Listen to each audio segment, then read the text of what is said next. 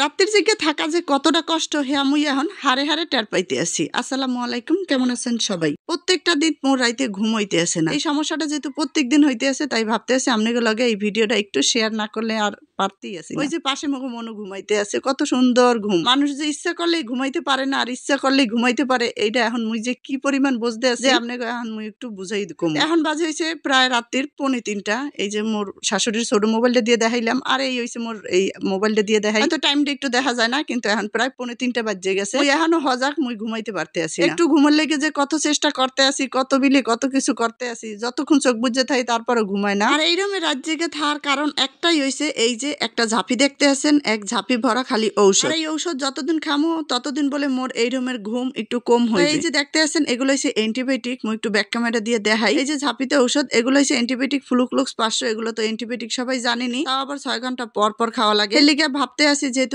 3টা বাজে আর মোর ঘুমও নাই, একবারে খাওয়াও হয়ে যাইবে। এই ছোট্ট ওষুধগুলো আর কি মোর খাইতেই মনে চায় না। তারপরও মোর যেহেতু শরীরের অবস্থা খুবই খারাপ, এর লিগে প্রত্যেকটা দিন রাত জেগে খাওয়া লাগে। এত সমস্যা এই অল্প বয়সে হয়ে গেছে, আল্লাহ জানে। আল্লাহ কবে একটু রহমত করে, তারপরে দোয়া করি আল্লাহর কাছে দোয়া ছাড়া কিছুই নাই, যেন আল্লাহ মোর একটু তাড়াতাড়ি সুস্থ করে দেয়। একটা বক্স ঔষধ লইলাম, ঔষধটা লইয়ে আর কি খোসাগুলোর ভিতরে দেখতেছি কতগুলো ঔষধ। যেহেতু ডাক্তারে ঔষধ দিছে একটা কোর্স কমপ্লিট করার লেগে, মানে 14 দিন পর্যন্ত মোর এই রুমের ঘুম থাকবে না। ভাবা যায় এই রুমের হালে মুই কি অবস্থায় চলবো। 14 দিন পর্যন্ত মুই যদি না ঘুমাইয়ে থাই, তাহলে মোর অবস্থাটা কি হইয়ে যাইবে মুই তো বুঝতেই পারতেছি না। খালি পানি পিপাসা লাগে, হেলেগে পানির পটটা একবার কাছেই রেখে দিছে, যখনই পিপাসা লাগবে তখনই খাবো। তারপরে এই ওষুধ খাওয়ার আগে মোর এখন ক্ষুধা লাগিয়ে গেছে, যেহেতু রাতের 2:45 বাজে। আর ওই যে কথায় আছে না, সজাগ যতক্ষণ থাকবেন ততক্ষণে খালি কিছু খাইতে মনে চাইবে। আর মগো ঘরে রয়েছে সবকিছু এলোমেলো, রাইতের অবস্থা এইরমেরই থাকে। আবার সকালবেলা ঠিক মতো গুছাই। এখন যাইতে আসি কিছু খাওয়ান বিছরাইতে, দেখি মগো ঘরে এখন কি খাওয়ান আছে। এই যে মগো রুমে আই পড়লাম, আর ফ্রিজে দেখতে আসি কোনো খাওয়ান আসেনি। ফ্রিজটা বিসমিল্লাহ করে খুললাম, দেখতেই আসি মোর শাশুড়ির মার হইছে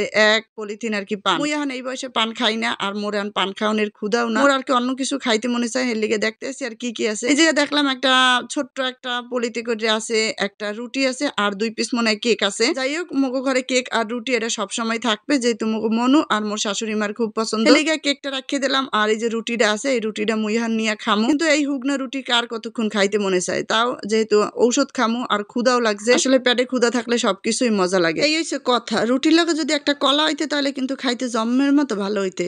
যেটা নাই হেয়ালে আফসোস করার দরকার নাই, যে আছে হেয়ালে এই শুকরিয়া আদায় করি। যাই হোক, আল্লাহ রিজিকে রাত্রি একটা রুটি রাখছে, এইটা খামু। আর রাত্রি আর কি এই রকমের সজাগ করে আর কি একবারে ফজরে নামাজ পড়ে তারপরে ঘুমামু, এই চিন্তা ভাবনাই প্রত্যেকটা রাত পার করা লাগে। আস্তে আস্তে করে শুকনো রুটিটার একারে চাবাই একারে খাইয়া লাইলাম, এরপর পানিও খাইলাম। যাক, এখন বাজে প্রায় 3:10, আর এই 3:10 এখন এই আবার এই ওষুধের ঝাঁপিটা লইয়া লইলাম, কারণ হইছে এখন হইছে ওষুধ খাওয়ার পালা। এই যে অ্যান্টিবায়োটিক লইয়া লইলাম, আর খাইতে মনে চায় না। 14 দিন খামু, কি একটা অবস্থা যে মোর। 14 দিন খাওয়ার পরও যদি সুস্থ হই, তারপরও তো আল্লাহর কাছে হাজার হাজার শুকরিয়া আদায় করি। দেশি বেশি একটা কথা আছে, মানুষ যদি এক রাত সজাগ থাকে, হলে বলে 7 রাত ঘুমাইয়াও এই ঘুম পূরণ করতে পারে না। কিন্তু মোর তো দিনের পর দিন এই রুমেরই যাইতে আছে, রাতটা এইরকম করে পার করতে আছি। কতক্ষণই বা আর কি এই রুমে উঠে বসে শুইয়া মোবাইল দিকে কাটান যায়, কোনোভাবেই যায় না। দিন আসলে যেমনি ফুরায়, রাইতে যদি সজাগ থাকে এটা কোনোভাবেই আর কি ফুরাইতে চায় না। অপেক্ষার প্রহর সবসময় আর কি দীর্ঘ হইয়ে থাকে। আর ডাক্তারে মোরে হালকা ঘুমের একটু ঔষধ দিয়েছে, এইটাও খাইয়া নিলাম। তবে যাই হোক, নিজে অসুস্থ হওয়ার পর বুঝতে আছি যে ঘুম মানুষের জীবনে কতটা গুরুত্বপূর্ণ। যেহেতু আগে শুইলেই ঘুমাই পড়তাম, কিন্তু এখন আর কি শুইলেও মুই ঘুমাইতে পারি। কত চেষ্টা করি চোখ বুঝে থাই, কতক্ষণই বা মোবাইল দেখা যায়। তারপরেও আর কি মোবাইলটা দেখি, আবার থুইয়ে দিই, আবার এরকম করে আর কি রাতগুলা পার করতে আসি। মোর এই নির্ঘুম রাইতের ভিডিওগুলো আপনার কাছে কেমন লাগলো অবশ্যই একটু কমেন্ট করে জানাই দিবেন। আর মুই যেন একটু তাড়াতাড়ি সুস্থ হয়ে যায়, সবাই একটু দোয়া করবেন। ভিডিওটা ভালো লাগলে অবশ্যই ভিডিওটা শেয়ার করে দেবেন। আর যদি আপনার বোনকে ভালো লাগে, তাহলে অবশ্যই পেজটা একটু ফলো করে দেবেন। তবে আজকে এই পর্যন্তই, যেহেতু ঘুমের ওষুধ খাইছি কিছুক্ষণ আগে, আর কি একটু মাতলা মাতলা লাগতে আছে, তাই আর কি বিছানায় শুয়ে পড়লাম। যেন সহি সালামতে ফজরের নামাজ পড়তে পারি। আল্লাহ হাফেজ।